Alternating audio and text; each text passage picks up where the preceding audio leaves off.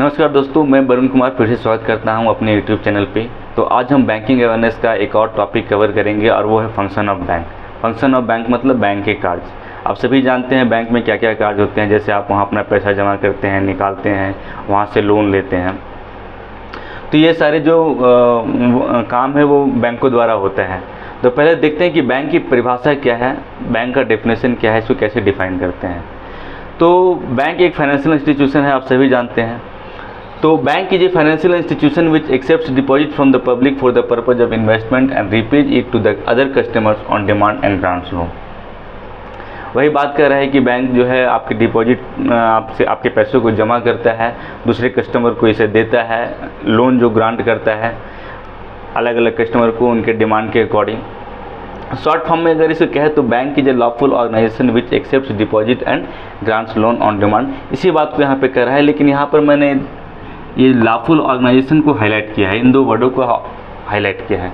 Lawful organisation का मतलब है कि बैंक जो है एक कानूनी तरह से वैध ऑर्गेनाइजेशन है, कोई फर्जी ऑर्गेनाइजेशन नहीं है जिसमें आपके साथ फ्रॉड हो सके या आपके पैसे डूब सके। इसलिए इसे कहते हैं कि bank is a lawful organisation. ये गवर्नमेंट ऑफ इंडिया के अंडर काम करता है, सर्टेन एक्ट के अंदर काम करता है, जैसे RBI act 1934, banking regulation act 1949। तो ये तो हो गया बैंक का डेफिनेशन।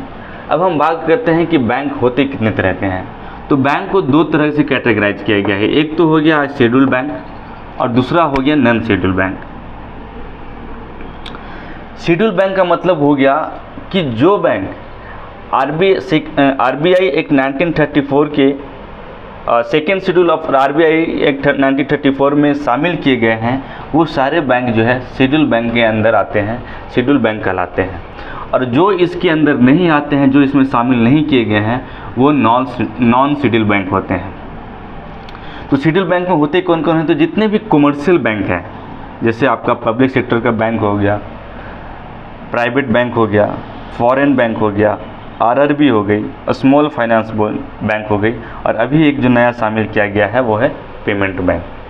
पब्लिक सेक्टर बैंक जैसे आपका SBI, PNB, bank of Baroda हो गए, प्राइवेट बैंक जैसे आपके एचडीएफसी, आईसीआईसीआई हो गए, फॉरेन बैंक जैसे आपका सिटी बैंक हो गया, आरआरबी मतलब स्टेट के जो रीजनल रूरल बैंक है वो हो गए, स्मॉल फाइनेंस बैंक हो गए, पेमेंट बैंक जैसे आपका एयरटेल, पेटीएम, ये जो है अभी नए आए हैं, ये सारे पेमेंट बैंक जो है सारे जो है second schedule of RBI act 1934 के अंतर्गत शामिल किए गए हैं, इसलिए ये शेड्यूल बैंक कहलाते हैं। और इसके अंदर जो शामिल नहीं है वो नॉन शेड्यूल बैंक होंगे। दूसरा ये है कि इन बैंकों पे आरबीआई का कंट्रोल है, मतलब आरबीआई इसकी मॉनिटर करती है, इसको रेगुलेट करती है, मतलब आरबीआई के नियम कानून इस पर लागू होते हैं। लेकिन जो नॉन शेड्यूल बैंक होते हैं उसमें आरबीआई का कोई कंट्रोल नहीं होता, आरबीआई उसको मॉनिटर नहीं करती, उसको रेगुलेट नहीं करती। इसके अलावा यहाँ पर जैसे मैंने मेंशन किया एक आरबीआई एक 1934, इसके अलावा होता है एक बैंकिंग रेगुलेशन एक्ट 1949। ये क्या है और ये क्या है? तो दोनों में अंतर ये है, या दोनों के बारे में ये कह सकते हैं कि अगर मान लें कोई भी फाइनेंशियल इंस्टीट्यूशन जो बैंक का दर्जा हासिल करना चाहता हो, जो बैंक के रूप में काम करना चाहता हो, तो उसको बैंक के रूप में फंक्शन करने के लिए जो लाइसेंस दिया जाता है वो दिया जाता है आरबीआई एक्ट 1934 के तहत। इसके तहत ही उसे लाइसेंस प्रोवाइड किया जाता है। लेकिन उस बैंक को जो काम करना होता है, बैंक के जो फंक्शन होते हैं, जो फंक्शन बताए गए हैं बैंक के लिए, वो बैंकिंग रेगुलेशन एक्ट 1949 के तहत होते हैं। मतलब बैंकिंग रेगुलेशन एक्ट 1949 के तहत जो है बैंक काम करता है। इसमें डिफाइन है कि बैंक को क्या क्या काम करने हैं, कैसे काम करने हैं। तो दोनों में डिफरेंस ये है, ये लाइसेंस के लिए है ताकि वो बैंक के रूप में काम कर सके, और बैंकिंग रेगुलेशन एक्ट 1949 जो है वो बैंकिंग के फंक्शन के लिए है। तो दोनों में डिफरेंस ये है। आइए अब हम देखते हैं फंक्शन ऑफ बैंक। ये तो मैंने बैंक का डेफिनेशन और बैंक का टाइप बता दिया कि बैंक कौन कौन से हैं और उसका डेफिनेशन क्या है। अब हम देखते हैं कि बैंक का फंक्शन क्या है, काम क्या है। तो आइए देखते हैं फंक्शन के बारे में। तो बैंक के फंक्शन को दो पार्ट में कैटेगराइज किया गया है। पहला एक प्राइमरी फंक्शन हो गया और दूसरा जो हो गया सेकेंडरी फंक्शन हो गया। तो प्राइमरी फंक्शन क्या है, पहले हम प्राइमरी फंक्शन की बात करते हैं। तो प्राइमरी फंक्शन में दो चीज़ आता है, पहला एक एक्सेप्टिंग डिपॉजिट और दूसरा आता है ग्रांटिंग लोन। एक्सेप्टिंग डिपॉजिट में आता है आपका सेविंग अकाउंट जो आप खुलवाते हैं बैंक में, एक होता है करंट अकाउंट, एक होता है फिक्स्ड डिपॉजिट, एक होता है रिकरिंग डिपॉजिट। सेविंग अकाउंट जो जनरली लोग बैंक में अपना अकाउंट खुलवाते हैं पैसे अपना इन्वेस्टमेंट करने के लिए, जमा करने के लिए। करेंट अकाउंट जो होता है ये बेसिकली होता है किसी फर्म के लिए, बिजनेसमैन के लिए। इसका मैं दोनों का डिफरेंस बताऊंगा। फिक्स डिपॉजिट जो होता है आप किसी अमाउंट को किसी पर्टिकुलर टाइम के लिए अपने बैंक में फिक्स करते हैं जिस पे बैंक जो है आपको इंटरेस्ट देता है। रिकरिंग डिपॉजिट है, रिकरिंग डिपॉजिट भी आपका एक तरह से इन्वेस्टमेंट ही होता है जिसमें आपका रिकरिंग मतलब एक समय अंतराल पे आप पैसे को जमा करते रहते हैं और एक टाइम पीरियड के बाद आपको इंटरेस्ट के साथ मिलता है। तो इन दोनों को जो है डिमांड डिपॉजिट बोला जाता है।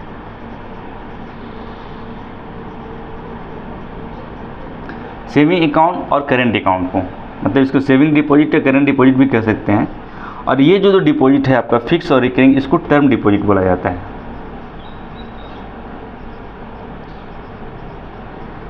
क्यों बोला जाता है? क्योंकि सेविंग अकाउंट और करेंट अकाउंट से आप पैसा कभी भी निकाल सकते हैं और कभी भी जमा कर सकते हैं, मतलब ये ऑन डिमांड है, इसमें कोई टाइम बाउंड नहीं है। लेकिन फिक्स डिपॉजिट और रिकरिंग डिपॉजिट ये दोनों टाइम बाउंड हो जाते हैं। मतलब फिक्स डिपॉजिट जो है आप एक टाइम पीरियड के लिए पैसे को बैंक में जमा करते हैं, उससे पहले आप पैसे को नहीं निकाल सकते। पैसे को निकाल सकते हैं, उसमें आपका जो इंटरेस्ट है वो नहीं मिलेगा या कुछ जो भी रूल है बैंक के अनुसार। रिकरिंग डिपॉजिट भी आपका टाइम के अकॉर्डिंग ही है कि आप पर्टिकुलर टाइम के लिए इसे डिपॉजिट करते हैं। तो ये चूँकि ऑन डिमांड होता है इसलिए इसको डिमांड डिपॉजिट कहते हैं, और ये टाइम पीरियड के लिए होता है इसलिए इसको टर्म डिपॉजिट कहते हैं। अब सवाल उठता है कि सेविंग अकाउंट और करेंट अकाउंट में अंतर क्या है? तो सेविंग अकाउंट जो होता है वो इंडिविजुअल के लिए है, करेंट अकाउंट जो होता है वो किसी बिजनेसमैन या फर्म के लिए है। ऐसा क्यों है? क्योंकि सेविंग अकाउंट में आपको पैसा जमा करने या निकालने का डेली का एक लिमिट होता है, उससे ज़्यादा आप पैसा जमा या निकाल नहीं सकते हैं। जबकि करेंट अकाउंट में क्या होता है? करेंट अकाउंट में आपका डेली का कोई लिमिट नहीं होता, आप उसमें कितना भी पैसा जमा कर सकते हैं, कितना भी पैसा निकाल सकते हैं। सेविंग अकाउंट में जो है आपको इंटरेस्ट मिलता है, आपके जितने पैसे जमा होते हैं उस पर जो है आपको बैंक इंटरेस्ट देती है। आपको यहाँ पर याद रखना है कि सेविंग अकाउंट में जो आपके पैसे जमे होते हैं उस पर इंटरेस्ट जो है डेली के अकॉर्डिंग काउंट होता है, लेकिन आपके अकाउंट में जो क्रेडिट होता है वो क्वार्टरली होता है।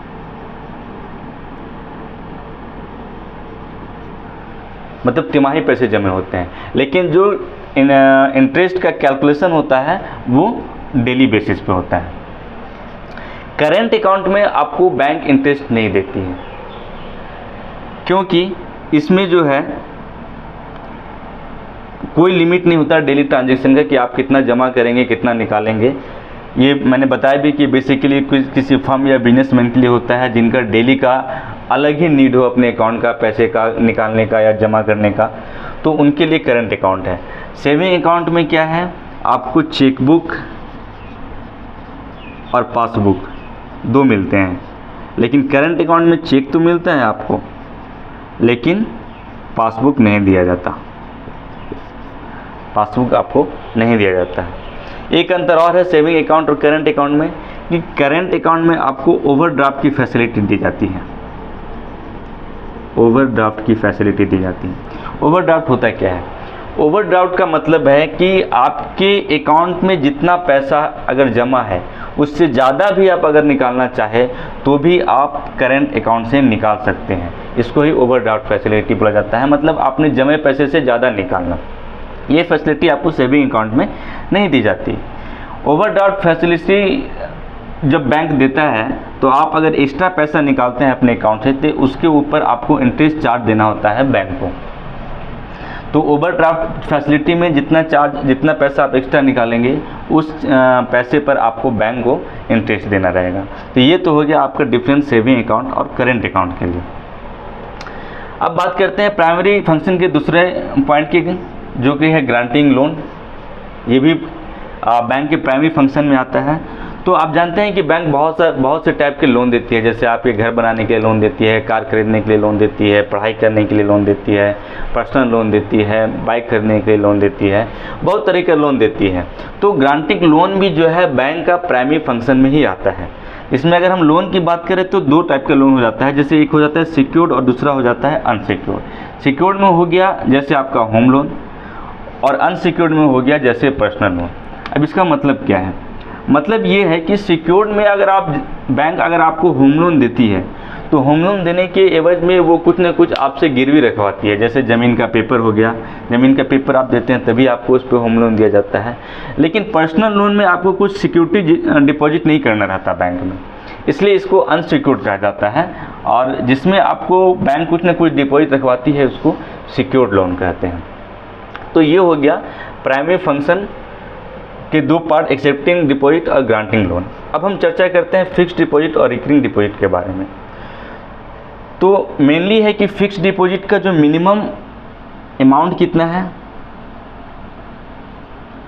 और मैक्सिमम अमाउंट कितना है,